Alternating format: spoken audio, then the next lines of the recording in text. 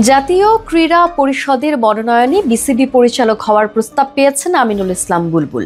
Board সভাপতি হওয়ার আলোচনা নিয়ে অবশ্য তিনি সরাসরি কিছু বলতে চান না, তবে দেশের ক্রিকেটের জন্য বিসিবিতে যে কোনো দায়িত্ব পালন করতে প্রস্তুত বলে জানিয়ে দিয়েছেন সাবেক এই অধিনায়ক।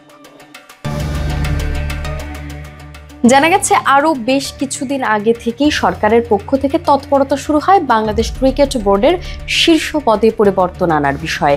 তারই ধারাবাহিকতায় বুধবার রাতে ক্রীড়া উপদেষ্টা আসিফ মাহমুদ সজীব ভুঁইয়ার বাসভবনে তার সঙ্গে দেখা করেন বিসিবির বর্তমান সভাপতি ফারুক আহমেদ। সেখানে ফারুক আহমেদকে সরে যাওয়ার বার্তা দেয়া হয়, যদিও ক্রীড়া উপদেষ্টার কাছে নির্দিষ্ট কিছু প্রশ্ন তুলে ধরেন বিসিবির সভাপতি।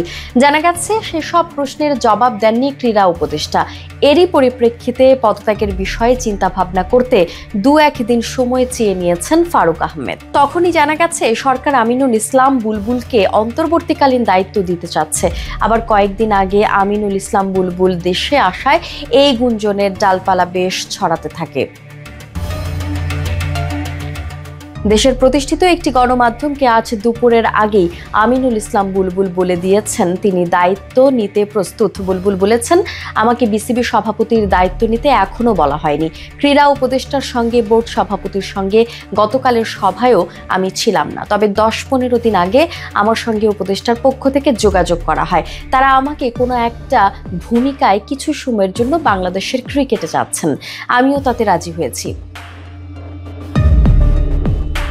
বুলবুলের এই বক্তব্যেই পরিষ্কার, বোর্ড যে কোনো উপায় হোক ফারুককে সরিয়ে দেবে, তবে সেটা খুব সতর্কতার সঙ্গে, আইসিসির বাধ্যবাধকতা মেনে। কারণ সরকারের হস্তক্ষেপ হচ্ছে এটা প্রমাণ হলেই আবার আইসিসির নিষেধাজ্ঞার খড়গ নেমে আসতে পারে।